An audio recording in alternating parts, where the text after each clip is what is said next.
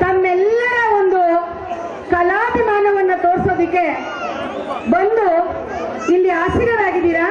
ನಿಮ್ಮೆಲ್ಲರಿಗೂ ಕೂಡ ನಾನು ಈಗ ಚಪ್ಪಾಳೆಯನ್ನ ಕೊಡಿ. ಯಾಕಂದ್ರೆ ಅದ್ಭುತವಾದಂತಹ ಒಂದು ಪ್ರದರ್ಶನ, ಬಹಳ ಅದ್ಭುತವಾಗಿ ನಟನೆಯನ್ನ ಮಾಡಿದ್ದಾರೆ. ಅವ್ರಿಗೊಂದು ಚಪ್ಪಾಳೆಯನ್ನ ಕೊಡೋಣ.